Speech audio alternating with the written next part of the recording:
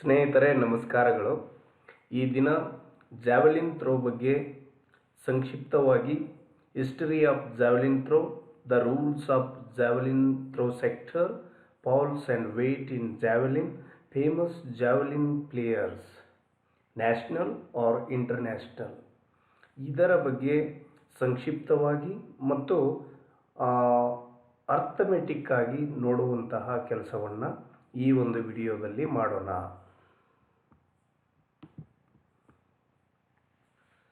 What is the history of javelin throw? Javelin throw competition is an important throwing event in athletics and has got its own importance.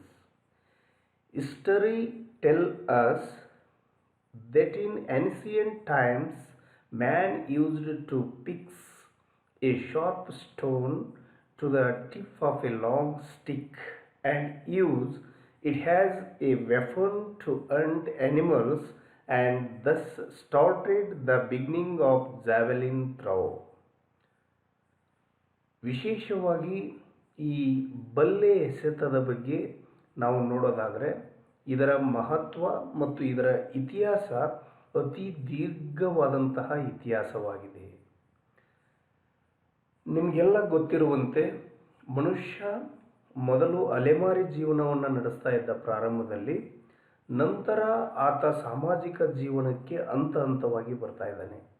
ಅಲೆಮಾರಿ ಜೀವನವನ್ನು ನಡೆಸುವಂತಹ ಸಂದರ್ಭದಲ್ಲಿ ಸಾಮಾಜಿಕ ಜೀವನಕ್ಕೆ ಆತ ಪಾದಾರ್ಪಣೆಯನ್ನು ಮಾಡುತ್ತಿರುವಂತಹ ಸಂದರ್ಭದಲ್ಲಿ ಆತನ ಮುಖ್ಯ ಕಸಬು ಬೇಟೆಗಾರಿಕೆಯಾಗಿತ್ತು, ಜೊತೆಗೆ ಆಹಾರ ಸಂಗ್ರಹಣೆಯನ್ನು ಮಾಡುವಂಥದ್ದಾಗಿತ್ತು. ಅಂತಹ ಸಂದರ್ಭದಲ್ಲಿ ಈ ಬಲ್ಲೆ ಎಸೆತ ಅನ್ನೋದು, ಈ ಬಲ್ಲೆ ಉಪಕರಣ ಎನ್ನುವುದು ಆತನಿಗೆ ಉಪಯುಕ್ತವಾದಂತಹ ಒಂದು ಸಾಮಗ್ರಿ, ಸಲಕರಣೆ ಮತ್ತು ಆಯುಧವಾಗಿತ್ತು. ಯಾಕಂದರೆ ಆತ ತನ್ನ ಆಹಾರ ಸಂಗ್ರಹಣೆಯನ್ನು ಮಾಡಿಕೊಳ್ಳುವುದಕ್ಕೋಸ್ಕರವಾಗಿ, ಜೊತೆಗೆ ತನ್ನ ರಕ್ಷಣೆಯನ್ನು ಮಾಡಿಕೊಳ್ಳುವುದಕ್ಕೋಸ್ಕರವಾಗಿ ಆತ ಆ ಸಂದರ್ಭದಲ್ಲಿ ಈ ಬಲಿಷ್ಠವಾದಂತಹ ಆಯುಧವನ್ನು ಆತ ಉಪಯೋಗವನ್ನು ಮಾಡ್ತಾ ಇದ್ದ. In ancient Greece, the Greeks used to have a javelin as a weapon during wars, and it was a light pointed stick which was convenient to throw. ಪ್ರಾಚೀನ ಕಾಲದಲ್ಲಿ ಅಥವಾ ಮನುಷ್ಯ ಸಾಮಾಜಿಕ ಜೀವಿಯಾಗುವುದಕ್ಕೆ ಮತ್ತು ಸಾಮಾಜಿಕ ಜೀವಿ ಆದ ನಂತರವೂ ಕೂಡ ಬೇಟೆಗಾರಿಕೆಯನ್ನು ತನ್ನ ಮೂಲ ವೃತ್ತಿ ಮತ್ತು ಉಪಜೀವನಕ್ಕಾಗಿ ಅದನ್ನು ಬೇಟೆಗಾರಿಕೆಯನ್ನು ಇಟ್ಟುಕೊಂಡಿದ್ದ. ಅಂತಹ ಸಂದರ್ಭದಲ್ಲಿ ಈ ಬೇಟೆಯನ್ನು ಆಡೋದಕ್ಕಾಗಿ ಮತ್ತು ತನ್ನ ಆತ್ಮರಕ್ಷಣೆಯನ್ನು ಮಾಡಿಕೊಳ್ಳುವುದಕ್ಕಾಗಿ ಪ್ರಸ್ತುತ ಆಧುನಿಕ ಜಗತ್ತಿನಲ್ಲಿರುವಂತಹ ವೆಪನ್ಸ್ಗಳು ಇರಲಿಲ್ಲ, ಶಸ್ತ್ರಾಸ್ತ್ರಗಳು ಇರಲಿಲ್ಲ. ಆ ಸಂದರ್ಭದಲ್ಲಿ ಈ ಬಲ್ಲೆ ಎಸೆತ, ಜಾವೆಲಿನ್ ಎನ್ನುವುದು ಆತನಿಗೆ ಉಪಜೀವನಕ್ಕೂ ಇತ್ತು ಮತ್ತು ತನ್ನನ್ನು ತಾನು ರಕ್ಷಣೆ ಮಾಡಿಕೊಳ್ಳುವುದಕ್ಕೋಸ್ಕರವಾಗಿಯೂ ಕೂಡ ಇತ್ತು ಎಂದು ಹೇಳ್ಬೋದು. ಆದರೆ ನಂತರದ ಕಾಲದಲ್ಲಿ ಪ್ರಾಚೀನ ಗ್ರೀಸ್ ದೇಶದಲ್ಲಿ ವಿಶೇಷವಾಗಿ ಈ ಜಾವೆಲಿನನ್ನು, ಬಲ್ಲೆ ಎಸೆತವಾದ ಉಪಕರಣವನ್ನು ಯುದ್ಧಗಳಲ್ಲಿ ಬಳಸುವುದನ್ನು ನಾವು ನೋಡ್ತಾ ಇದ್ದೇವೆ. ಇದು ಮುಂದುಗಡೆ ಚೂಪಾಗಿರುವಂಥದ್ದು ಮತ್ತು ಎಸೆಯುವುದಕ್ಕೆ ಹಗುರವಾದಂತಹ ಒಂದು ತೂಕವನ್ನು ಹೊಂದಿರುವಂತಹ ಒಂದು ಆಯುಧವನ್ನು ಪ್ರಾಚೀನ ಗ್ರೀಕ್ ದೇಶದಲ್ಲಿ ನಗರ ರಾಜ್ಯಗಳಲ್ಲಿ ಯುದ್ಧದ ಆಯುಧವನ್ನಾಗಿ ಬಳಸಲಾಗ್ತಾ ಇತ್ತು. The modern javelin has seen many changes in weight and length. There were many changes to the rules of the event, and at the Olympics, Asian Games, national level and state level, it has become a very important event among the throwing events in athletics. ಆಧುನಿಕ ಕಾಲಕ್ಕೆ ಬಂದಂತೆ ಈ ಮನುಷ್ಯ ಪ್ರಾಚೀನ ಕಾಲದಲ್ಲಿ ತನ್ನ ಉಪಜೀವನಕ್ಕಾಗಿ ತನ್ನನ್ನು ತಾನು ಈ ಕ್ರೂರ ಪ್ರಾಣಿಗಳಿಂದ ರಕ್ಷಣೆ ಮಾಡಿಕೊಳ್ಳುವುದಕ್ಕೋಸ್ಕರವಾಗಿ ಬಳಕೆ ಮಾಡಿದಂತಹ ಈ ಆಯುಧಗಳನ್ನು ಆಧುನಿಕ ಕಾಲದಲ್ಲಿ ಸ್ಪರ್ಧೆಯನ್ನಾಗಿ ಮಾರ್ಪಡಿಸ್ತಾ ಇದ್ದಾರೆ. ಆಗಿನ ಕಾಲಕ್ಕೆ ಬದುಕುವುದಕ್ಕಾಗಿ ಆಶ್ರಯಿಸಿಕೊಂಡಂತಹ ಕಲೆ ಆಧುನಿಕ ಕಾಲದಲ್ಲಿ ಸ್ಪರ್ಧೆಯಾಗಿ ಮಾರ್ಪಾಡಾಗ್ತಾ ಇದೆ. ಆಗಿನ ಕಾಲದಲ್ಲಿ ಯುದ್ಧದಲ್ಲಿ ಬಳಕೆಯಾಗುವಂತಹ ಅಸ್ತ್ರಗಳು ಆಧುನಿಕ ಕಾಲದಲ್ಲಿ ವಿಶೇಷವಾಗಿ ಆಟವಾಗಿ ಬದಲಾವಣೆಯನ್ನು ಹೊಂದ್ತಾ ಇದೆ. ಅಂತಹ ವಿಶೇಷವಾದಂತಹ ಆಟದಲ್ಲಿ ಅದು ಒಲಿಂಪಿಕ್ ಇರ್ಬೋದು, ಏಷ್ಯನ್ ಗೇಮ್ಸ್ ಇರ್ಬೋದು, ನ್ಯಾಷನಲ್ ಇರ್ಬೋದು, ಸ್ಟೇಟ್ ಲೆವೆಲ್ ಇರ್ಬೋದು, ಅಥ್ಲೆಟಿಕ್ಸ್ ಅಂತ ಬಂದ್ಬಿಟ್ರೆ ವಿಶೇಷವಾಗಿ ಅಥ್ಲೆಟಿಕ್ಸನ್ನು running events, jumping events, throwing events ಅಂತಂದ್ಬಿಟ್ಟು ನಾವು ಡಿವೈಡನ್ನು ಮಾಡ್ತೀವಿ. ಆ ಥ್ರೋಯಿಂಗ್ ಇವೆಂಟ್ಸಲ್ಲಿ ವಿಶೇಷವಾದಂತಹ ಅತಿ ಉತ್ಸುಕತೆ ಮತ್ತು ಅತಿ ಹೆಚ್ಚು ಶಕ್ತಿಯ ಪ್ರದರ್ಶನವನ್ನು ಹೊಂದಿರುವಂತಹ ಒಂದು ಎಸೆತದ ಸ್ಪರ್ಧೆಯಲ್ಲಿ ಥ್ರೋಯಿಂಗ್ ಈವೆಂಟ್ಸಲ್ಲಿ ಜಾವ್ಲಿನ್ ಥ್ರೋ ವಿಶೇಷವಾದಂತಹ ಸ್ಥಾನವನ್ನು ಪಡೆದುಕೊಂಡಿರುತ್ತದೆ. Olympic history. What is the history of Olympic? That is very important because Olympic is a toughest and final game, final festival, sports festival in sports section. Every sports person should keep the target to reach the Olympic. That is very important. So now in this slide we are discussing about Olympic history. Olympic throw, javelin throw was an event in the ancient Olympics, later was added to the modern Olympics for the men in 1908 and for the women in 1931. Javelin throw in Olympics has made itself an interesting event to watch. Earlier, javelin was used to hunt for the food, and now javelin is thrown to hunt medals. Olympic ಇತಿಹಾಸವನ್ನು ನಾವು ನೋಡೋದಾದರೆ ಪ್ರಾಚೀನ ಕಾಲದಲ್ಲಿ ಇದರ ಹುಟ್ಟನ್ನು ನಾವು ನೋಡ್ತಾ ಇದ್ದೇವೆ. ಕ್ರಿಸ್ತಪೂರ್ವ 776 BC, ಕ್ರಿಸ್ತಪೂರ್ವ 776ರಲ್ಲಿ ಪ್ರಾಚೀನ ಒಲಿಂಪಿಕ್ಗಳು ಪ್ರಾರಂಭವಾಗ್ತಾ ಇದ್ದಾವೆ. ನಂತರ ಕ್ರಿಸ್ತ ಶಕ 394 ADಯಲ್ಲಿ ಈ ಪ್ರಾಚೀನ ಒಲಿಂಪಿಕ್ಗಳು ಸ್ಟಾಪ್ ಆಗ್ತಾ ಇದ್ದಾವೆ, ಅಂದರೆ ನಿಲುಗಡೆಯನ್ನು ಹೊಂದ್ತಾ ಇದ್ದಾವೆ. ನಂತರ 19ನೇ ಶತಮಾನದ ಕೊನೆಯ ಭಾಗದಲ್ಲಿ ಆಧುನಿಕ ಒಲಿಂಪಿಕ್ಗಳಿಗೆ ಒಂದು ಅಸ್ಥಿಭಾರವನ್ನು ಹಾಕಲಾಗ್ತಾ ಇದೆ. ಆ ಸಂದರ್ಭದಲ್ಲಿಯೂ ಕೂಡ ಜಗತ್ತಿನ ಅತಿ ದೊಡ್ಡದಾದಂತಹ ಒಂದು ಕ್ರೀಡಾಕೂಟವಾಗಿತ್ತು ಪ್ರಾರಂಭದ ಆಧುನಿಕ ಒಲಿಂಪಿಕ್ಕು. ಪ್ರಸ್ತುತದಲ್ಲಿಯೂ ಕೂಡ ಜಗತ್ತಿನಲ್ಲಿಯೇ ಅತಿ ದೊಡ್ಡ ಕ್ರೀಡಾ ಹಬ್ಬ ಅಂದರೆ ಅದು ಒಲಿಂಪಿಕ್ ಗೇಮ್. ಅಂತಹ ಒಲಿಂಪಿಕ್ ಆಟದಲ್ಲಿ ವಿಶೇಷವಾಗಿ ಜಾವ್ಲಿನ್ ಥ್ರೋ ಪ್ರಾಚೀನ ಒಲಿಂಪಿಕ್ ಆಟದಲ್ಲಿಯೂ ಕೂಡ ತನ್ನ ಸ್ಥಾನವನ್ನು ಪಡೆದುಕೊಂಡಿತ್ತು, ತನ್ನ ಉತ್ಸುಕತೆಯನ್ನು ಮತ್ತು ನೋಡುಗರನ್ನು ಕೂಡ ಹೊಂದಿತ್ತು. ಪ್ರಸ್ತುತದಲ್ಲಿ ಆಧುನಿಕ ಒಲಿಂಪಿಕ್ನಲ್ಲಿ 1908ರಲ್ಲಿ ಪುರುಷರಿಗಾಗಿ ಈ ಇವೆಂಟ್ ಒಲಿಂಪಿಕ್ನಲ್ಲಿ ಸ್ಥಾನವನ್ನು ಪಡೆದುಕೊಳ್ಳುತ್ತೆ. 1932ರಲ್ಲಿ ವಿಶೇಷವಾಗಿ ಮಹಿಳೆಯರಿಗಾಗಿ ಈ ಆಟ ಒಲಿಂಪಿಕ್ದಲ್ಲಿ ತನ್ನ ಸ್ಥಾನವನ್ನು ಪಡೆದುಕೊಳ್ತಾ ಇದೆ. ಇನ್ನು ಪ್ರಾಚೀನ ಕಾಲದಲ್ಲಿ ಈ ಒಂದು ಕಲೆಯನ್ನು, ಈ ಒಂದು ಉಪಕರಣವನ್ನು ವಿಶೇಷವಾಗಿ ಆಹಾರವನ್ನು ಸಂಗ್ರಹಣೆಗಾಗಿ ಮತ್ತು ಈ ತಮ್ಮನ್ನು ತಾವು ರಕ್ಷಣೆಯನ್ನು ಮಾಡಿಕೊಳ್ಳುವುದಕ್ಕೋಸ್ಕರವಾಗಿ ಮನುಷ್ಯ ಬಳಸ್ತಾ ಇದ್ದ. ಆಧುನಿಕ ಕಾಲದಲ್ಲಿ ವಿಶೇಷವಾಗಿ ಇದನ್ನು ಈ ಪದಕಗಳನ್ನು ಬೇಟೆಯಾಡೋದಕ್ಕಾಗಿ ಬಳಸಿಕೊಳ್ತಾ ಇದ್ದಾನೆ. Anyway, now we are discussing about construction of A javelin, ಅಂದರೆ ಈ ಬಲ್ಲೆ ಎಸೆತದ ರಚನೆಯ ಬಗ್ಗೆ. A javelin as 3 parts, namely the head, body and the grip. The head of the javelin is pointed and is covered with a metal cover. The grip of the javelin will be located on its center of gravity. ಈ ಸ್ಲೈಡ್ನಲ್ಲಿ ನೀವು ನೋಡುವಂತೆ ಈ back ಸ್ಟೇಜಿನ tail ಅಂತಾರೆ ಮತ್ತು ಮಿಡಲನ್ನು soft ಅಂತಾರೆ.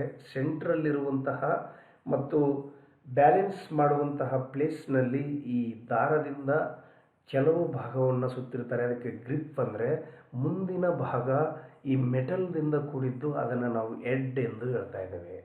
ಇಲ್ಲಿ throw ಮಾಡಿದಂತಹ ಸಂದರ್ಭದಲ್ಲಿ ನಿರ್ದಿಷ್ಟ ಪ್ರಮಾಣದ ಗೆರೆ ಹಿಂದೆ ನಿಂತುಕೊಂಡು ಎಡ್ ನೇರವಾಗಿ ಹೋಗಿ ಭೂಮಿಯನ್ನು ತಾಕಿದಾಗ ಮಾತ್ರ ಅದನ್ನು ಸರಿ ಎಂದು ಗುರುತುಗಾರರು ಅಥವಾ ಅಲ್ಲಿರುವಂಥ ಅಂಪೈರ್ಸ್ಗಳು ಅದನ್ನು ಗುರುತಿಸುವುದನ್ನು ನಾವು ನೋಡ್ತಾ ಇದ್ದೇವೆ. ಜಾವೆಲಿನ್ ಥ್ರೋ ಸೆಕ್ಟರ್ ಬಗ್ಗೆ ನಾವು ನೋಡೋದಾದರೆ, the runway of the javelin throw should be from a minimum of 30 meters to 36.5 meters long. ಈ ಜಾವೆಲಿನ್ ಎಸೆತದ ಒಂದು ಸೆಕ್ಟರನ್ನು ನಾವು ನೋಡೋದಾದರೆ, ಒಂದು ಟ್ರ್ಯಾಕನ್ನು ನಾವು ನೋಡೋದಾದರೆ ವಿಶೇಷವಾಗಿ 30 ಮೀಟರ್ದಿಂದ 36.5 ಮೀಟರ್ವರೆಗೆ ಇದು ಉದ್ದವಾಗಿರ್ತಾ ಇದೆ. The width of the runway should be 4 meters. ಈ ಟ್ರ್ಯಾಕಿನ ಈ ರನ್ವೇನ ಒಂದು ಅಗಲವನ್ನು ನೋಡಿದ್ರೆ 4 ಮೀಟರ್ ಇರ್ತಾ ಇದೆ. The line of the runway should be 7 centimeters wide and white in colour. ಇಲ್ಲಿ ಈ ರನ್ವೇದ ಉದ್ದಕ್ಕೆ ಎಳೆದಂತಹ ಗೆರೆಗಳು ವಿಶೇಷವಾಗಿ 7 ಸೆಂಟಿಮೀಟರ್ ಒಂದು ವಿಡ್ತನ್ನು ಹೊಂದಿರ್ತಾ ಇದೆ, ವೈಡನ್ನು ಹೊಂದಿರ್ತಾ ಇದೆ ಈ ಲೈನ್ಗಳು. At one end of the runway the line perpendicular to it and on either side 75 centimeters long and 7 centimeters wide called the scratch line should be marked. This should be in white. ಇಲ್ಲಿ ಗೆರೆ ರನ್ವೇಯನ್ನು cut ಮಾಡೋದಕ್ಕಾಗಿ perpendicular ಆಗಿ 7 centimetre ವಿಡ್ತನ್ನು ಹೊಂದಿರುವಂಥ ಒಂದು ಗೆರೆಯನ್ನು ಎಳಿಬೇಕಾಗುತ್ತೆ. ಆ ಗೆರೆ runway ಇರುವಂತಹ ಗೆರೆಗಿಂತ 75 ಸೆಂಟಿಮೀಟರ್ವರೆಗೆ ಅದು ಮುಂದುವರೆದಿರುವುದನ್ನು ನಾವು ನೋಡ್ತಾ ಇದ್ದೇವೆ. ಇದು ಕಂಪಲ್ಸರಿಯಾಗಿ ಪ್ರತಿಯೊಂದು ಜಾವೆಲಿನ್ ಥ್ರೋ ಟ್ರ್ಯಾಕಲ್ಲಿ, ಜಾವೆಲಿನ್ ಥ್ರೋ ಸೆಕ್ಟರಲ್ಲಿ ಇರಬೇಕಾದಂತಹ ಒಂದು ರೀತಿ. ಇದರ ಲೈನ್ಗಳು ವಿಶೇಷವಾಗಿ 7 ಸೆಂಟಿಮೀಟರ್ ಇರ್ತಾ ಇದ್ದಾವೆ. ಹೆಚ್ಚು ಕಡಿಮೆಯಾಗಿ ಎಲ್ಲ ಆಟದ ಒಂದು ಮೈದಾನದ ಒಂದು ಗೆರೆಯ ವಿಡ್ತನ್ನು ನೋಡೋದಾದರೆ, ಅದರ ವೈಡ್ನೆಸ್ಸನ್ನು ನೋಡೋದಾದರೆ 5 ಸೆಂಟಿಮೀಟರ್ ಇರ್ತಾ ಇದೆ. ಆದರೆ ಜಾವೆಲಿನ್ ಥ್ರೋದಲ್ಲಿ 7 ಸೆಂಟಿಮೀಟರ್ ರನ್ವೇಯ ಲೈನ್ಗಳು ಮತ್ತು ಇಲ್ಲಿ ರನ್ವೇಯ ಕೊನೆಯ ಒಂದು ಗೆರೆ ಇರುವುದನ್ನು ಕೂಡ ನಾವು ನೋಡ್ತಾ ಇದ್ದೇವೆ. The basic rules of the competition. The javelin should be thrown from within the runway. ಒಂದು ಜಾವೆಲಿನನ್ನು ನಾವು ಕಂಪಲ್ಸರಿಯಾಗಿ ಕಡ್ಡಾಯವಾಗಿ ರನ್ವೇದಿಂದ ಪ್ರಾರಂಭವಾಗಿ ಎಸೆಯಬೇಕು. The javelin should be compulsorily held at the grip so that the form is facing upward. ಅದು ಈ ಜಾವೆಲಿನ್ ಕಡ್ಡಾಯವಾಗಿ ಈ ಮುಂದುಗಡೆ ಅದರ ಪೇಶಿಂಗ್ ಆನ್ವರ್ಡ್ಸ್ ಗ್ರಿಪ್ ಅನ್ನೋದೇನಿರುತ್ತೆ ಅದು ಯಾವಾಗಲೂ ಗ್ರಿಪ್ಗಿಂತಲೂ ಮುಂದೆ ಆ ಹೆಡ್ ಪಾರ್ಟ್ ಇರಬೇಕಾಗುತ್ತೆ. The javelin should be held above the shoulder and throne the elbow should be extended forward. ನಾವು ಒಗೆಯುತ್ತಿರುವಂತಹ ಸಂದರ್ಭದಲ್ಲಿ ನಮ್ಮ ಮೊಣಕೈ ಮುಂದೆ ಇರುವುದನ್ನು ನಾವು ನೋಡ್ತಾ ಇದ್ದೇವೆ. ಆ ಥ್ರೋಯಿಂಗ್ ಗ್ರಿಪ್ಗಿಂತ ಮತ್ತು ಹೆಡ್ಗಿಂತ ಮುಂದೆ ಇರುವುದನ್ನು ನಾವು ನೋಡ್ತಾ ಇದ್ದೇವೆ. When the javelin is thrown the metal tip should contact the ground first, then the body of the javelin can touch the ground. ನಾವು ಎಸೆದಂತಹ ಜಾವೆಲಿನ್ ವಿಶೇಷವಾಗಿ ಈ ಸ್ಲೈಡ್ನಲ್ಲಿ ನೋಡ್ತಾ ಇರುವಂತೆ ಅದು ಮೊದಲು ಆ ಹೆಡ್ ಫಾರ್ಟ್ ಮೆಟಲ್ ಫಾರ್ಟ್ ಲ್ಯಾಂಡ್ಗೆ ಟಚ್ ಆಗಬೇಕು. The javelin thrower should not turn his back to the direction of the throw till the javelin has landed. Javelin throw ಮಾಡಿದಂತಹ ಆಟಗಾರ ಅಥವಾ ಸ್ಪರ್ಧಾಳು ಆ ಎಸೆದಂತಹ ಬಲ್ಲೆ ವಿಶೇಷವಾಗಿ ಅದು ಲ್ಯಾಂಡ್ ಆಗೋವರೆಗೂ ಕೂಡ ಆತ ಯಾವುದೇ ಕಾರಣಕ್ಕೂ ಹಿಂದಕ್ಕೆ ತಿರುಗುವಂತಿಲ್ಲ. The mark of the javelin point should be within the lines of the sector. The mark of the javelin point should be within the lines of the sector. ಇಲ್ಲಿ ಆ ಜಾವೆಲಿನ್ ಸೆಕ್ಟರಲ್ಲಿ ವಿಶೇಷವಾಗಿ ರನ್ವೇ ಇರ್ತಾ ಇದೆ ಮತ್ತು ಆ ರನ್ವೇಯನ್ನು ಕಟ್ ಮಾಡುವಂತಹ deciding line ಇರ್ತಾ ಇದೆ. ಅದರ ನಂತರ ಒಂದು ಮುಂದುವರೆದು ಒಂದು ಲೈನನ್ನು ಮುಂದುವರಿಸ್ತಾ ಇರ್ತಾರೆ. ನೀವು ಎಸೆದಂತಹ ಜಾವೆಲಿನ್ ಅದರ ಒಳಗಡೆನೆ ಬೀಳಬೇಕಾಗುತ್ತೆ. Until the javelin lands the thrower may not leave the runway. ಆ ಜಾವೆಲಿನ್ ಬಲ್ಲೆ ಆ ಕೆಳಗಡೆ ರೀಚ್ ಆಗೋವರೆಗೂ, ಎಸೆದಂತಹ ಬಲ್ಲೆ ಕೆಳಗಡೆ ರೀಚ್ ಆಗೋವರೆಗೂ ಯಾವುದೇ ಕಾರಣಕ್ಕೂ ರನ್ವೇಯನ್ನು ಕ್ರಾಸ್ ಮಾಡುವಂತಿಲ್ಲ. After the javelin is thrown, the thrower should leave the runway without touching the white scratch line and should step out from behind it. ಯಾವುದೇ ಕಾರಣಕ್ಕೂ ಕೂಡ ಜಾವೆಲಿನ್ ಲ್ಯಾಂಡ್ ಆದ ನಂತರವೂ ಕೂಡ ಈ ಸ್ಕ್ರ್ಯಾಚ್ ಲೈನ್ ಅಂತ ಬರ್ತಾ ಇದೆ ಪರ್ಪೆಂಡಿಕ್ಯುಲರ್ ಆಗಿ, ಅದನ್ನು ನಾವು ಕ್ರಾಸ್ ಮಾಡಿಕೊಂಡು ನಾವು ಸೈಡಿಗೆ ಬರುವಂತಿಲ್ಲ. ನಾವು ಯಾವುದೇ ಸಂದರ್ಭದಲ್ಲಿಯೂ ಕೂಡ ಆ ರನ್ವೇಯ ಆ ಸ್ಕ್ರ್ಯಾಚ್ ಲೈನಿನ ಹಿಂದುಗಡೆಯ ಭಾಗದಿಂದ ನಾವು ಹಿಂದಕ್ಕೆ ಬರಬೇಕಾಗುತ್ತೆ ಮತ್ತು ಪಕ್ಕಕ್ಕೆ ಬರಬೇಕಾಗುತ್ತೆ. In the javelin competition, the throwers are given 3 attempts in the first round, out of which the best 8 will be selected. These 8 throwers will be given 3 more throws. ಇಲ್ಲಿ ಪ್ರತಿಯೊಂದು ಥ್ರೋಯಿಂಗ್ ಕಾಂಪಿಟೇಷನ್ನಲ್ಲಿಯೂ ಕೂಡ ಜಾವೆಲಿನನ್ನು ಒಳಗೊಂಡು ಮತ್ತು ಇನ್ನಿತರ ಥ್ರೋಯಿಂಗ್ ಕಾಂಪಿಟೇಷನ್ನಲ್ಲಿಯೂ ಕೂಡ ವಿಶೇಷವಾಗಿ 3 ಪ್ರಯತ್ನಗಳನ್ನು ಕೊಡಲಾಗುತ್ತೆ. ಆ 3 ಪ್ರಯತ್ನಗಳಲ್ಲಿ ಅತಿ ಹೆಚ್ಚು ದೂರವನ್ನು ಎಸೆದಂತಹ ಆ ಸ್ಪರ್ಧಾಳುಗಳನ್ನು 8 ಜನರನ್ನು ಸೆಲೆಕ್ಟ್ ಮಾಡಲಾಗುತ್ತೆ. ಅದು ಬೆಸ್ಟ್ 8 ಆರ್ ಸೂಪರ್ 8 ಅಂತ ಕರೆಸಿಕೊಳ್ತಾ ಇದೆ. ನಂತರ ಇವರಿಗೆ 2ನೇ ಹಂತದಲ್ಲಿ 3 ಪ್ರಯತ್ನಗಳನ್ನು ಕೊಡಲಾಗುತ್ತೆ. ಇದು ಪ್ರತಿಯೊಂದು ಥ್ರೋಯಿಂಗ್ ಇವೆಂಟ್ಸಲ್ಲಿ ಇರುವಂತಹ ಒಂದು ನಿಯಮ. ಸ್ಪರ್ಧಾಳುಗಳ ಮೇಲೆ ಇದು ಡಿಸೈಡ್ ಆಗುವಂಥದ್ದು. ವಾರ್ನಿಂಗ್, ಇದರ ಎಚ್ಚರಿಕಾ ಕ್ರಮಗಳನ್ನು ಮತ್ತು ಫೌಲ್ಸ್ಗಳನ್ನು ಕೂಡ ನಾವು ಯಾವ ರೀತಿಯಾಗಿ ನಿಯಮಗಳನ್ನು ನೋಡಿದ್ವಿ ಅದೇ ರೀತಿಯಾಗಿ ನೋಡಬೇಕಾಗುತ್ತೆ. When learning or teaching to throw the javelin, the student should stand behind the sector or far away from it. This is because the javelin might accidentally slip out of the throwers and there are chances of it injuring the students standing outside the sector. ಇಲ್ಲಿ ಒಂದು ಎಚ್ಚರಿಕೆಯ ಕ್ರಮವನ್ನು ಶಿಕ್ಷಕರಾಗಲಿ ಅಥವಾ ವಿದ್ಯಾರ್ಥಿಗಳಾಗಲಿ ವಹಿಸಬೇಕಾಗುತ್ತೆ. ಇದು ನಾವು ಇದರ ಇತಿಹಾಸದಲ್ಲಿ history ಪಾರ್ಟಲ್ಲಿ explain ಮಾಡಿದಂತೆ ಇದನ್ನು ಪ್ರಾಚೀನ ಕಾಲದಲ್ಲಿ ಬೇಟೆಗಾಗಿ ಈ ಒಂದು ಉಪಕರಣವನ್ನು ಬಳಸಲಾಗ್ತಾ ಇತ್ತು. ಬೇಟೆ ಅಂದ ತಕ್ಷಣ ಒಂದು ಪ್ರಾಣಿಯನ್ನು ಜೀವ ತೆಗೆಯುವುದು ಅಥವಾ ಅರಜೀವದಿಂದ ಹಿಡಿಯುವಂತಹ ಒಂದು ಕಲೆ. ಅಂತಹ ಒಂದು ಉಪಕರಣವನ್ನು ಪ್ರಸ್ತುತ ದಿನಮಾನದಲ್ಲಿ ಸ್ಪರ್ಧೆಗೆ ಬಳಕೆ ಮಾಡುತ್ತಿರುವುದರಿಂದ ಆ ಒಂದು ಉಪಕರಣ, ಆ ಒಂದು ಆಟ, ಆ ಒಂದು ಸ್ಪರ್ಧೆ ಅಪಾಯದಿಂದ ಹೊರತಾಗಿರೋದಿಲ್ಲ. ಆದ್ದರಿಂದ ಇದನ್ನು ಪ್ರಾಕ್ಟೀಸ್ ಮಾಡುವಾಗಲೇ ಆಗಲೂ ಆಗ್ಬೋದು ಅಥವಾ ಕಾಂಪಿಟೇಷನ್ ಟೈಮಲ್ಲೂ ಆಗ್ಬೋದು. ಈ ಆಡಿಯನ್ಸ್ ಇರ್ಬೋದು ಮತ್ತು ಪ್ರಾಕ್ಟೀಸ್ನರಿ ಸ್ಟೂಡೆಂಟ್ಸ್ಗಳಿರ್ಬೋದು, ಆ ಟ್ರ್ಯಾಕ್ ಬಿಟ್ಬಿಟ್ಟು ದೂರ ನಿಲ್ಲುವಂಥದ್ದು ಒಳ್ಳೆಯ ರೀತಿ. ಇದು ವಿಶೇಷವಾದಂಥ ಎಚ್ಚರಿಕೆ. ಇಲ್ಲ ಅಂದರೆ ಅಪಾಯವಾಗುವಂತಹ ಸಂದರ್ಭಗಳು 100ಕ್ಕೆ 100 ಇರುತ್ತವೆ ಎಂದು ಹೇಳ್ಬೋದು. ದ ಪಾಲ್ಸ್ ಯಾವ ರೀತಿಯಾಗಿ, how to decide the fouls in javelin throw. The throwers cannot start running from outside the runway. If the javelin is thrown without the appropriate technique, if the javelin point makes a mark of the sector line or outside it, if the thrower touches the boundary of the runway after he has started running,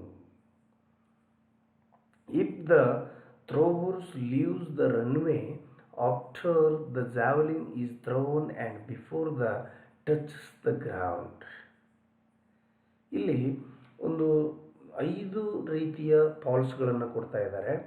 ಏನಾದರೂ ಆಟಗಾರ runway ಬಿಟ್ಟು ಹೊರಗಡೆಯಿಂದ ಓಡಿ ಬಂದು ಒಗೆದಂಥ ಸಂದರ್ಭದಲ್ಲಿ ಅದು ಕೂಡ fall ಆಗ್ತಾ ಇದೆ. ಒಂದು ವೇಳೆ ಆ ಜಾವೆಲಿನ್ನ ಹೆಡ್ ಫಾಟ್, ಫ್ರಂಟ್ ಫಾಟ್ ಏನಾದರೂ ಲ್ಯಾಂಡ್ ಆಗದೇ ಇದ್ದಂಥ ಸಂದರ್ಭದಲ್ಲಿ ಅದು ಕೂಡ ಫಾಲ್ ಆಗ್ತಾ ಇದೆ. ಇಲ್ಲಿ ಈ ಜಾವ್ಲಿನ್ ಥ್ರೋ ಮಾಡಿದಂತಹ ವ್ಯಕ್ತಿ ಜಾವ್ಲಿನ್ ಲ್ಯಾಂಡ್ ಆಗೋದಕ್ಕಿಂತ ಮುಂಚೆನೇ ರನ್ವೇಯನ್ನು ಅಥವಾ ಈ ಸ್ಕ್ರ್ಯಾಚ್ ಲೈನನ್ನು ಏನಾದರೂ ಟಚ್ ಮಾಡಿದರೆ ಅಥವಾ ಆ ರನ್ವೇಯಿಂದ ಆತ ಡಿಸ್ಪ್ಯಾಚ್ ಆದರೆ ಅದು ಕೂಡ ಫಾಲ್ ಅಂತ ಕನ್ಸಿಡರ್ ಆಗ್ತಾ ಇದೆ. ಇಷ್ಟು ಫಾಲ್ಗಳನ್ನು ನೋಡ್ತಾ ಇದ್ದೇವೆ. ಇನ್ನು various weights of javelin, that is very important. Minimum weight to create a record. ಮಹಿಳೆಯರಿಗಾಗಿ ಅಥವಾ ಜೂನಿಯರ್ ಬಾಯ್ಸ್ಗೆ 600 ಗ್ರಾಮ್ ಇರ್ತಾ ಇದೆ, ಯೂತ್ಸ್ಗೆ ಅಥವಾ ಹುಡುಗರಿಗೆ 700 ಗ್ರಾಮ್ ಇರ್ತಾ ಇದೆ ಮತ್ತು ಸೀನಿಯರ್ಸ್ಗೆ ಪುರುಷರಿಗಾಗಿ 800 ಗ್ರಾಮ್ ತೂಕವನ್ನು ಹೊಂದಿರ್ತಾ ಇದೆ. ಇದರ ಲೆಂತನ್ನು ನೋಡೋದಾದರೆ ಮಹಿಳೆಯರು ಮತ್ತು ಜೂನಿಯರ್ ಗರ್ಲ್ಸ್ ಆ್ಯಂಡ್ ಜೂನಿಯರ್ ಬಾಯ್ಸ್ಗೆ 2.20 ಮೀಟರ್ಗಳು ಲೆಂತನ್ನು ನೋಡ್ತಾ ಇದ್ದೇವೆ. ಅದೇ ಯೂತ್ಸ್ಗೆ 2.30, ಸೀನಿಯರ್ಸ್ಗೆ 2.60 ಮೀಟರ್ಗಳನ್ನು ನಾವು ವಿಶೇಷವಾಗಿ ನೋಡ್ತಾ ಇದ್ದೇವೆ. ಇದು ಜೂನಿಯರ್ಸ್ಗೆ 2.20ರಿಂದ 2.30 ಮೀಟರ್ವರೆಗೆ ಇರುತ್ತೆ. ಯೂತ್ಸ್ಗೆ 2.30ರಿಂದ 2.40 ಮೀಟರ್ ಲೆಂತ್ ಇರ್ತಾ ಇದೆ. ಇನ್ನು ಮೆನ್ಸ್ಗೆ 2.60 ಮೀಟರಿಂದ 2.70 ಮೀಟರ್ವರೆಗೆ ಲೆಂತನ್ನು ನೋಡ್ತಾ ಇದ್ದೇವೆ. ಸ್ಟೇಟ್ ಅಥ್ಲೀಟ್ಗಳನ್ನು ನೋಡಿದರೆ Kashinath Naik hails from Sirsi, our Karnataka. He secured the gold medal in the Senior International Athletic Championship after the throwing the javelin to a distance of 73.77 meters. He bagged the bronze medal in the 19th Commonwealth Games held at the Delhi in 2012. He is trained at the Army Sports Institute and is a Subedar in the Armory 69 Regiment. ಇಲ್ಲಿ ಕಾಶಿನಾಥ್ ನಾಯಕ್ ಎನ್ನುವರು ನಮ್ಮ ಕರ್ನಾಟಕದ ಒಬ್ಬ ಹೆಮ್ಮೆಯ athlete, javelin athlete ಆಗಿದ್ದಾರೆ. ಇವರು ವಿಶೇಷವಾಗಿ senior ವಿಭಾಗದಲ್ಲಿ ಇಂಟರ್ನ್ಯಾಷನಲ್ ಅಥ್ಲೆಟಿಕ್ ಚಾಂಪಿಯನ್ಶಿಪ್ನಲ್ಲಿ ಇವರು 73.77 ಮೀಟರ್ ದೂರವನ್ನು ಎಸೆದು ಸಾಧನೆಯನ್ನು ಮಾಡಿದ್ದಾರೆ. ಇನ್ನು 19ನೇ ಕಾಮನ್ವೆಲ್ತ್ ಕ್ರೀಡಾಕೂಟಗಳು ದೆಹಲಿ 2012ರಲ್ಲಿ ದೆಹಲಿಯಲ್ಲಿ ನಡೀತಾ ಇದ್ದಾವೆ. ಆ ಒಂದು ಕ್ರೀಡಾಕೂಟದಲ್ಲಿ ವಿಶೇಷವಾಗಿ ಕಂಚಿನ ಪದಕವನ್ನು, ಬ್ರೋಂಜ್ ಮೆಡಲನ್ನು ಪಡೆಯುವಂಥದ್ದನ್ನು ನಾವು ನೋಡ್ತಾ ಇದ್ದೇವೆ. ಮತ್ತು ಇವರು ವಿಶೇಷವಾಗಿ ಸುಬೇದಾರರಾಗಿದ್ದಾರೆ. ಇವರು ಟ್ರೈನಿಂಗನ್ನು, ತರಬೇತಿಯನ್ನು ಪಡೆದುಕೊಂಡಿರುವುದು ಕೂಡ ಆರ್ಮಿ ಸ್ಪೋರ್ಟ್ಸ್ ಇನ್ಸ್ಟಿಟ್ಯೂಟಲ್ಲಿ. ಇವರು ಪ್ರಸ್ತುತವಾಗಿ ಸುಬೇದಾರ್ ಪೋಸ್ಟಲ್ಲಿ 69 ರೆಜಿಮೆಂಟ್, ಈ ಆರ್ಮಿಯ 69 ರೆಜಿಮೆಂಟ್ನಲ್ಲಿ ಸೇವೆಯನ್ನು ಸಲ್ಲಿಸ್ತಾ ಇದ್ದಾರೆ. National athletics. Sabir Ali is the former javelin thrower of India. He secured the silver medal in the South Asian Federation Games held at Kathmandu in 1984. He participated at different levels of competition and gave excellent performances. For his excellent achievements, the Government of India honored him with the Arjun Award in 1981. He is from Maharashtra. ಈ ಸಬೀರ್ ಅಲಿ ಎನ್ನುವರು ಒಬ್ಬ farmer javelin ಥ್ರೋವರ್ ಆಗಿದ್ದಾರೆ. ಇವರು ಕೂಡ south Asian federation ಗೇಮ್ಸ್ನಲ್ಲಿ ಈ ನೇಪಾಳದ ಕಠ್ಮಂಡುವಿನಲ್ಲಿ 1984ರಲ್ಲಿ ನಡೀತಾ ಇದ್ದಾವೆ. ಅಲ್ಲಿ ಬೆಳ್ಳಿಯ ಪದಕವನ್ನು, ಭಾರತವನ್ನು ಪ್ರತಿನಿಧಿಸಿ ಬೆಳ್ಳಿಯ ಪದಕವನ್ನು ಪಡಿತಾ ಇದ್ದಾರೆ. ಮತ್ತು ಅಷ್ಟೇ ಅಲ್ಲದೆ ಇವರು ಮಾಡಿರುವಂತಹ ವಿಶೇಷ ಸಾಧನೆಗಳಿಗೆ, ಇವರು ಪಡೆದುಕೊಂಡಿರುವಂತಹ ಪದಕಗಳಿಗೆ ಪೂರಕವಾಗಿ, ಪ್ರೋತ್ಸಾಹಕವಾಗಿ ನಮ್ಮ ಭಾರತ ಸರ್ಕಾರ ಇವರಿಗೆ 1981ರಲ್ಲಿ ಅರ್ಜುನ್ ಅವಾರ್ಡನ್ನು ಪಡೆದುಕೊಳ್ತಾ ಇದೆ. ಇವರು ಮಹಾರಾಷ್ಟ್ರ ರಾಜ್ಯಕ್ಕೆ ಸೇರಿದವರಾಗಿದ್ದಾರೆ. Neeraj Chopra has created world record in 2016 at IAAF junior meet in Poland. He has represented India in the international meet worth distance of 86.48 meters. He is from Haryana. Neeraj Chopra ಅಂದ ತಕ್ಷಣ ಪ್ರಸ್ತುತದಲ್ಲಿ ಅತ್ಯುತ್ತಮವಾದಂತಹ ಸಾಧನೆಯನ್ನು ಮಾಡಿರುವ ಆ ಜೂನಿಯರ್ ವಿಭಾಗದ ಒಬ್ಬ ಭಾರತೀಯ ಹೆಮ್ಮೆಯ ಜಾವೆಲಿನ್ ಪಟು ಎಂದು ಹೇಳ್ಬೋದು, ಜಾವೆಲಿನ್ ಸ್ಪರ್ಧಾಳು ಎಂದು ಹೇಳ್ಬೋದು. ಇವರು 2016ರಲ್ಲಿ ಇಂಟರ್ನ್ಯಾಷನಲ್ ಅಥ್ಲೆಟಿಕ್ ಅಮೇಚೂರ್ ಫೆಡರೇಷನ್ ವತಿಯಿಂದ ಪೋಲೆಂಡ್ನಲ್ಲಿ ನಡೆದಂತಹ ಒಂದು ಕಾಂಪಿಟೇಷನ್ನಲ್ಲಿ ಜೂನಿಯರ್ ವಿಭಾಗದಲ್ಲಿ ಇವರು ವರ್ಲ್ಡ್ ರೆಕಾರ್ಡ್ನೊಂದಿಗೆ ಬಂಗಾರದ ಪದಕವನ್ನು ಭಾರತಕ್ಕೆ ತಂದುಕೊಟ್ಟಿದ್ದಾರೆ. ಇವರ ಅತ್ಯುತ್ತಮವಾದಂತಹ ಜೂನಿಯರ್ ಲೆವೆಲ್ ಒಂದು ಡಿಸ್ಟೆನ್ಸ್ 86.48 ಮೀಟರ್ಸ್. ಇವರು ಹರಿಯಾಣ ರಾಜ್ಯಕ್ಕೆ ಸಂಬಂಧಪಟ್ಟವರಾಗಿದ್ದಾರೆ. ಇನ್ನು now we are discussing about some international athletics particular in javelin throw. Ostetler was born in 1896. He threw the javelin to a distance of 83.16 meters at the FAC 10 championships and secured the gold. ಇವರು ಆಸ್ಟೆಟ್ಲರ್ ಅವರು ವಿಶೇಷವಾಗಿ 8/8/1986ರಲ್ಲಿ ಜನನವನ್ನು ಪಡಿತಾ ಇದ್ದಾರೆ. ಇವರ ಅತ್ಯುತ್ತಮವಾದಂತಹ ಒಂದು ಡಿಸ್ಟೆನ್ಸನ್ನು ನೋಡೋದಾದರೆ 83.16 metre ಆಗಿದೆ. This is personal best. He received his training from Christina Sterwin. He created a record in the Oregon University. He has won medals in USA Championship. He has participated in the 2012 London Olympics. He stood 17th in the qualifying rounds of the 2018 London Olympics.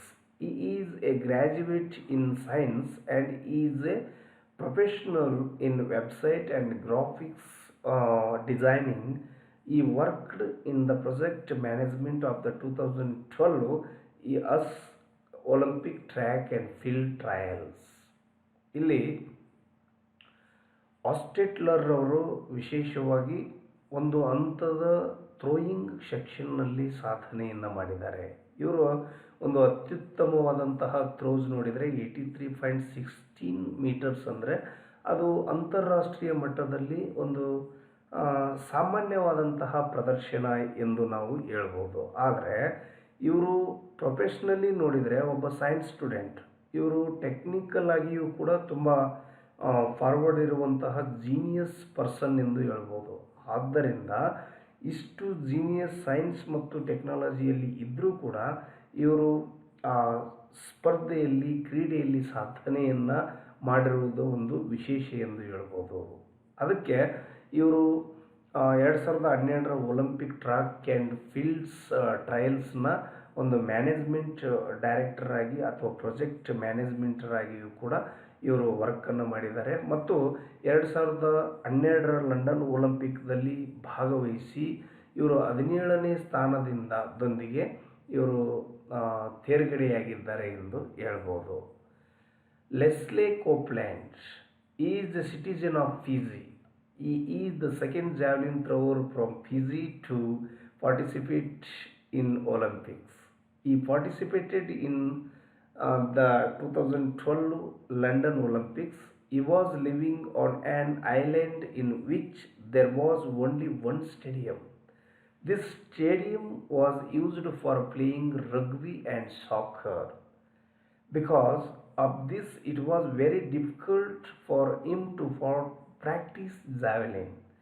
This place was technically and in infrastructure wise less developed, which made it difficult for him to compete with athletes coming from well developed countries.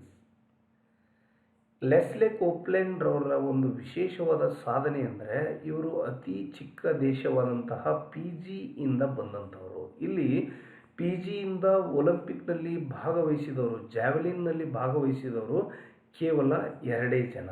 ಅದರಲ್ಲಿ ಇವರು 2ನೇಯವರಾಗಿದ್ದಾರೆ. ಇನ್ನು P ಜಿಯಿಂದ ಭಾಗವಹಿಸಿದಂತಹ ಈ ಲೆಸ್ಲೆ ಕೋಪ್ಲೆಂಡ್ ರವರ ಒಂದು ಸಾಧನೆ ಏನು ಅಂದರೆ, ಇವರು 2012ರ ಲಂಡನ್ ಒಲಿಂಪಿಕ್ನಲ್ಲಿ ಭಾಗವಹಿಸ್ತಾರೆ. ಇವರ ಒಂದು ವಿಶೇಷತೆ ಏನು ಅಂದರೆ, ಪಿ ಜಿಯಲ್ಲಿ ವಿಶೇಷವಾಗಿ ಇರುವಂಥದ್ದು ಒಂದೇ ಒಂದು ಸ್ಟೇಡಿಯಂ. ಅದು ಕೂಡ ರಗ್ಬಿ ಮತ್ತು ಫುಟ್ಬಾಲನ್ನು ಅಲ್ಲಿ ಆಡ್ಬೋದು, ರಗ್ಬಿ ಮತ್ತು ಸಾಕರನ್ನು ಅಲ್ಲಿ ಆಡ್ಬೋದು. ಆದರೆ ಅದೇ ಒಂದು ಸ್ಟೇಡಿಯಮ್ಮಲ್ಲಿ ಈ ಲೆಸ್ಲೆ ಕೋಪ್ಲೆಂಡ್ ಅವರು ಈ ಜಾವೆಲಿನ್ ಥ್ರೋವನ್ನು ಪ್ರಾಕ್ಟೀಸ್ ಮಾಡಿಬಿಟ್ಟು ಇವರು ಅಂತಾರಾಷ್ಟ್ರ ಮಟ್ಟದ ಒಂದು ಕ್ರೀಡಾಕೂಟದಲ್ಲಿ ಭಾಗವಹಿಸ್ತಾ ಇದ್ದಾರೆ. ಅದು ಇವರ ವಿಶೇಷತೆ. ಅಂದರೆ ಅಂತಾರಾಷ್ಟ್ರೀಯ ಮಟ್ಟದ ಕ್ರೀಡಾಕೂಟದಲ್ಲಿ ಭಾಗವಹಿಸಬೇಕಾದ್ರೆ ಕೆಲವೊಂದು ಟೆಕ್ನಿಕಲ್ ಮೂಮೆಂಟ್ಗಳಿರ್ತಾ ಇದ್ದಾವೆ. ಅಲ್ಲಿ ಅನ್ಸೈಂಟಿಫಿಕ್ ಆದಂತಹ ಒಂದು ಜಾವೆಲಿನ್ ಸೆಕ್ಟರನ್ನು ಇಟ್ಕೊಂಡು ಅಂತಾರಾಷ್ಟ್ರೀಯ ಮಟ್ಟಕ್ಕೆ ಬರೋದು ತುಂಬ ಕಠಿಣವಾದಂತಹ ಒಂದು ಕೆಲಸ ಆಗಿದೆ. ಅಂತಹ ಒಂದು ದಾರಿಯನ್ನು ಲೆಸ್ಲೆ ಕೋಪ್ಲೆಂಡ್ ಅವರು ಮಾಡಿರುವುದು ಒಂದು ಹೆಮ್ಮೆ ಎಂದು ಹೇಳ್ಬೋದು. At present, he is being coached by James and the Red Bull company. He is sponsoring his participation in competitions and for providing facilities. He has received the International Olympic Council scholarship. His best throw is 80 meters. He has left his job and has dedicated full time in practicing javelin throw. ಇವರ ಈ ರೀತಿಯ ಕಷ್ಟದಾಯಕ ಸಾಧನೆಯನ್ನು ನೋಡಿ ಈ red bull company ಎನ್ನುವುದು ಇವರಿಗೆ ಒಂದು ಪ್ರಾಯೋಜಕತ್ವವನ್ನು ನೀಡಿದೆ. ಅಂದರೆ ಇವರ ಖರ್ಚು ವೆಚ್ಚಗಳನ್ನು ನೋಡಿಕೊಳ್ಳುವಂತಹ ಒಂದು ಜವಾಬ್ದಾರಿಯನ್ನು ಹೊತ್ತುಕೊಂಡಿದೆ. ಇವರು ಒಳ್ಳೆಯ ಮುಂದುವರೆದ ತರಬೇತುದಾರರಿಂದ ಸದ್ಯದ ಮಟ್ಟಿಗೆ ಒಲಿಂಪಿಕ್ ಕೌನ್ಸಿಲ್ ಸ್ಕಾಲರ್ಶಿಪ್ಪನ್ನು ಪಡೆದುಕೊಂಡು ಇವರು ತಮ್ಮ ತರಬೇತಿಯನ್ನು ಮುಂದುವರಿಸ್ತಾ ಇದ್ದಾರೆ. ಇವರ ಅತ್ಯುತ್ತಮವಾದಂತಹ ಒಂದು ಎಸೆತ 80 ಮೀಟರ್ ಆಗಿದೆ. ಆಂಡ್ರಿಯಸ್ ಥಾರ್ಕಿಲ್ಡನ್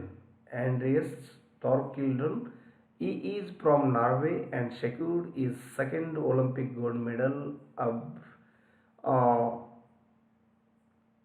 in 2008 Olympics. He threw to a distance of 84.74 meters in his first throw, 87.93 in his second throw to secure the gold medal, but his throw of 90.57 meters in his fifth throw bettered the Olympic record for the event. His personal best is 91.59 meters. In 2009, he was ranked 9th among the 10th best javelin throwers of the world. The world's best throw is 91.28 meters. Andreas Thorkildsen is from Norway ದೇಶದವರು. ಇವರು 2008ರ ಒಂದು ಒಲಿಂಪಿಕ್ನಲ್ಲಿ ವಿಶೇಷವಾಗಿ ಬಂಗಾರದ ಪದಕವನ್ನು ಪಡೆದುಕೊಂಡಿದ್ದಾರೆ. ಇವರ ಅತ್ಯುತ್ತಮವಾದಂತಹ ಮತ್ತು ವೈಯಕ್ತಿಕ ಒಂದು ಎಸೆತ ಎಷ್ಟು ಅಂದರೆ 91.59. ಅಂದರೆ ನಾವು ಪ್ರಾಕ್ಟೀಸ್ ಮಾಡುವಾಗ ಎಸೆಯುವಂತಹ ಒಂದು ದೂರ ಸ್ಪರ್ಧೆಯಲ್ಲಿರುವಂತಹ ಸಂದರ್ಭದಲ್ಲಿ ಎಸೆದಂತಹ ದೂರ ತುಂಬ ಅಂತರವನ್ನು ಕಾಣ್ತಾ ಇದೆ. ಇಲ್ಲಿ ಇವರು ಗೋಲ್ಡ್ ಮೆಡಲನ್ನು ಪಡೆದಂತಹ ಸಂದರ್ಭದಲ್ಲಿ ತಮ್ಮ ಪ್ರಥಮ ಪ್ರಯತ್ನದಲ್ಲಿ 84.74 ಮೀಟರನ್ನು ದೂರ ಎಸೆತಾರೆ ಜಾವ್ಲಿನನ್ನು. 87.93 ತಮ್ಮ ಸೆಕೆಂಡ್ ಅಟೆಂಪ್ಟಲ್ಲಿ ಅವರು ಎಸೆದುಬಿಟ್ಟು ಅದರಿಂದ ಅವರು ಗೋಲ್ಡ್ ಮೆಡಲ್ಗೆ ಅರ್ಹರಾಗ್ತಾ ಇದ್ದಾರೆ. ಇನ್ನು ಅವರ 5ನೇ ಪ್ರಯತ್ನದಲ್ಲಿ ವಿಶೇಷವಾಗಿ ಒಲಿಂಪಿಕ್ ರೆಕಾರ್ಡ್ ಮಾಡುವಂತಹ ಒಂದು ದೂರವನ್ನು ಎಸೆತಾ ಇದ್ದಾರೆ. ಅದು 90.57. ಆದರೆ ವರ್ಲ್ಡ್ಸ್ ಬೆಸ್ಟ್ ಥ್ರೋ ಎಷ್ಟಿದೆ, ಡಿಸ್ಟೆನ್ಸ್ ಎಷ್ಟಿದೆ ಅಂತಂದರೆ 91.28 ಮೀಟರ್ಸ್ ಆಗಿದೆ. ಇನ್ನು ಇಂತಹ ಅತ್ಯುತ್ತಮವಾದಂತಹ ಸಾಧನೆಯನ್ನು ಮಾಡಿದಂತಹ 10 ಜನರಲ್ಲಿ ಇವರು 9ನೇಯವರಾಗಿದ್ದಾರೆ. 2009 ಟೈಮ್ ಬೆಸ್ಟ್ ಥ್ರೋವರ್ಸ್ ಇನ್ ಬೆಸ್ಟ್ 10 ಥ್ರೋವರ್ಸ್ ಆಂಡ್ರಿಯಸ್ ರವರು 9ನೇ ಸ್ಥಾನವನ್ನು ಪಡ್ಕೊಳ್ತಾ ಇದ್ದಾರೆ. ಮತ್ತು ಇವ್ರ ಬ್ಯಾಕ್ಗ್ರೌಂಡ್ ಏನು? ಈ was born in 1/4/1982. His father, a former javelin thrower, was his first coach. Tom's best throws was 71.64 meters. Thorkildsen's mother, Bente Amundsen, was a national medalist in the 100 meters hurdles in 1972. Up to 1999, he was coached by his father and was 7th in the European Junior Championship. In year 2000, he was placed second in the Norwegian Championship and World Junior Championship. He started coaching under Asmund Martinsen. In the 1994 Norwegian Championship, he secured the bronze medal. ಅಂದರೆ ಮನೆಯ ವಾತಾವರಣದ ಮೇಲೆ ಸಾಧನೆ ರೂಪಿತವಾಗ್ತಾ ಇದೆ ಅನ್ನೋದಕ್ಕೆ ಇದು ಒಂದು ಉದಾಹರಣೆ. ಅಂದರೆ ಈ ಆಂಡ್ರಿಯಸ್ ಥಾರ್ಕಿಲ್ಸನ್ ರವರ ತಂದೆ ಮೂಲತಃವಾಗಿ ಒಬ್ಬ ಅನುಭವಿ ಮತ್ತು ಮಾಜಿ ಜಾವ್ಲಿನ್ ಸ್ಪರ್ಧಾಳು ಆಗಿದ್ದಾರೆ. ಮತ್ತು ಜೊತೆಗೆ ಇವರ ತಾಯಿಯವರಾದಂತಹ ಬೆಂಟೆರವರು ರಾಷ್ಟ್ರ ಮಟ್ಟದಲ್ಲಿ ಮೆಡಲನ್ನು ಪಡೆದಂತಹ ಒಬ್ಬ ಸ್ಪರ್ಧಾಳು. ಅದು 100 ಮೀಟರ್ ಹರ್ಡಲ್ಸ್ ಸ್ಪರ್ಧೆಯಲ್ಲಿ ಇವರು ಪದಕಗಳನ್ನು ಪಡೆದುಕೊಂಡಂಥವರು. ಇಂತಹ ಕ್ರೀಡಾ ಹಿನ್ನೆಲೆಯನ್ನು ಹೊಂದಿರುವಂತಹ, ಸ್ಪೋರ್ಟ್ಸ್ ಬ್ಯಾಕ್ಗ್ರೌಂಡ್ ಇರುವಂತಹ ಒಂದು ಮನೆಯಿಂದ ಬಂದಿರುವಂತಹ ಈ ಆ್ಯಂಡರ್ಸನ್ ವಿಶೇಷವಾದಂತಹ ವರ್ಲ್ಡ್ ರೆಕಾರ್ಡನ್ನು ಮಾಡಿದ್ದಾರೆ ಎಂದು ಹೇಳ್ಬೋದು.